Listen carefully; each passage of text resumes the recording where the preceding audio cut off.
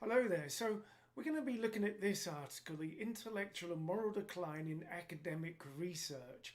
I did a video the other week which covered medical and research fraud. I'll put a link in the comments below. And just to show it really did show just how bad it is at the moment. And before we go into this article, I'll just give you a quick idea as to really how corrupt these pharmaceutical companies can be. For instance, just the pharmaceutical companies. And this was an article that just came out in January. It's the opioid crisis, and the founder of a multi-billion-dollar US drugs company was jailed, and he was one of the highest ranking pharmaceutical bosses.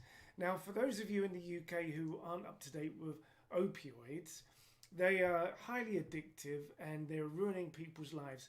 And basically it comes from obviously the opium family and creates heroin, but it's also a synthetic drug, fentanyl, and the prescription, the brand names are Oxycontin, Vicodin, codeine, morphine, and many others.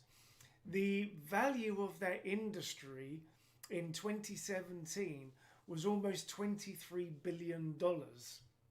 So this chap, this 73-year-old Kapoor, bearing in mind they make billions of dollars, was fined $250,000 for his part in, the result of, resulting in the deaths of probably by now about 500,000 people who were addicted to that drug. And it's devastated the lives of probably millions of others as well. And just to give you an idea of the kind of tactics that and levels that they'd go to push this drug onto the doctors to then be prescribed to people. And in this instance, there was one case where the sales representative gave a lap dance, yes, a lap dance to a doctor to try and entice him to purchase the drug. So, they have no morals. But let's have a look at this article. And this is by Edward Archer. You can look him up yourself. This is at the jamesgmartin.centre website.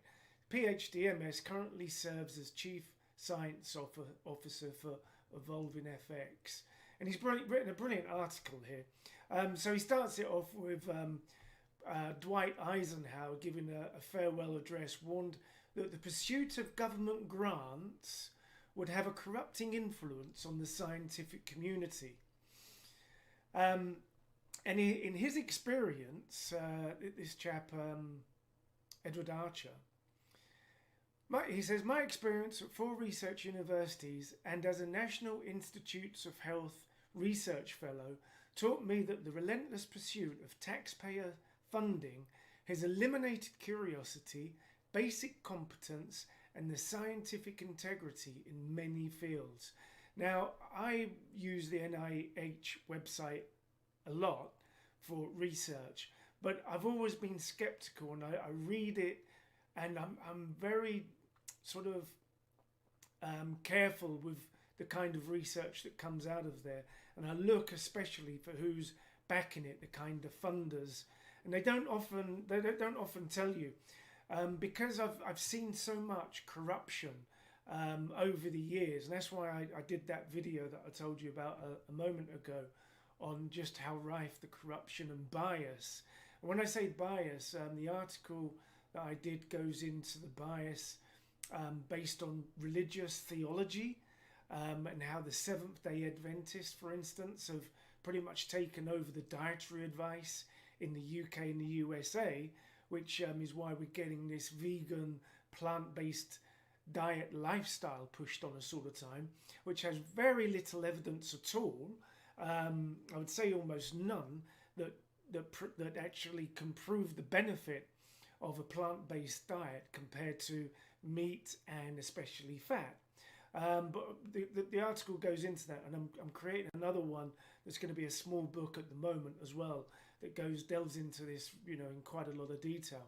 But he goes on to say, American universities often produce corrupt, incompetent, or scientifically meaningless research that endangers the public, confounds public policy and diminishes our nation's preparedness to meet future challenges. He goes on to say funding for public health research increased 700%, while the number of retractions of biomedical research articles increased more than 900%, with most due to misconduct. 900% retraction. There are numerous examples in which universities refuse to hold their faculty accountable until elected officials intervened, and even when found guilty, faculty researchers continue to receive tens of millions of taxpayers' dollars. Now, I mention this article in my article on research fraud. This is from the British Medical Journal. Research misconduct and harm patients, distort the evidence base, misdirect research effort, waste funds and damage public trust in science. Countries all over the developed world are now recognising the need to set up systems to deter, detect and investigate research misconduct. But the UK, for instance, have no plans to have one, and at the moment have no official body looking into research fraud. And therefore, universities like Duke University, and it dismays me to see this because Professor Marshall Goldsmith is somebody who I like a lot, and I know he's based there, but it was the 8th largest recipient of NIS funding, almost $500 million. But in 2019, well, over 500 million in 2019. In 2014, a whistleblower at Duke alleged that almost half of that, 200 million in grants, 200 million were obtained using falsified data. They had to retract nearly 50 papers, and they refused to take responsibility and mounted a legal battle that cost them over 100 million, so they didn't have to admit culpability and didn't have to have their the information that they were fraudulent put out into the public domain. Absolutely disgusting. It's disgusting that they're allowed to get away with that as well. The widespread inability of publicly funded researchers to generate valid, reproducible findings is a testament to the failure of universities to properly train scientists and instill intellectual and methodological rigour. That failure means taxpayers are being misled by results that are non-reproducible or demonstrably false, and that's never more so than in the diet guidance that we're being given at the moment. Like I say, the article and video that I'm about to come up with is going to blow the lid off all of this, and this chap has already started it. Beginning in 2013, his colleagues and he published a series of empirical refutations in top medical and scientific journals showing that no human could survive on the diets used by the US government to create the dietary guidelines for Americans. No human could survive. To be precise, we demonstrated that the methods used by the government and academic researchers produced data that were physiologically implausible and inadmissible as scientific evidence.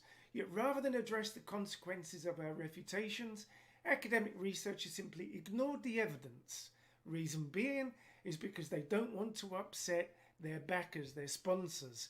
There's billions of dollars being invested by especially the agricultural industry and people like PepsiCo and Coca-Cola, and then organizations that are linked to theologies and dogmatic ideologies that are pushing this plant-based, unsupported and nonsensical advice. So it lacks scientific integrity, leads to ever more faculty and students using demonstrably implausible dietary data every year. Given that taxpayers fund thousands of meaningless studies that generate erroneous and often ridiculous conclusions, like eggs cause heart disease. You remember that one? They cause heart disease. They don't cause heart disease. They cause heart disease. It's unsurprising that policy architects and the public are confused about healthy eating. How many times have I heard about a food normally a large commodity food like chocolate, coffee, wine, nuts, soy. How often have you heard that they can cure cancer? They're a superfood. They're brilliant for heart disease. And most of the research is bogus. And I don't say that lightly, but you need to look into it for yourselves. Like I say, I've got a video coming up on this soon, which is going to go through all of the literature and show you that a lot of it is backed by people who have agendas that suits their pockets financially, or their theology, or their ideology, and dogmatic ideologies. And then I'll show you a lot of evidence that's done using random controlled trial tests. So it's the gold standard of research that proves basically, I would say, almost the exact opposite of what the dietary guidelines are stating today, that we're being fed by our governments and the NHS and organisations that, well, I'll tell you again, are funded by big corporates and the Seventh-day Adventists. I mean, it sounds like a conspiracy theory, but the facts are there to prove that it's not the case. Hope you enjoyed that. See you all soon. Bye-bye.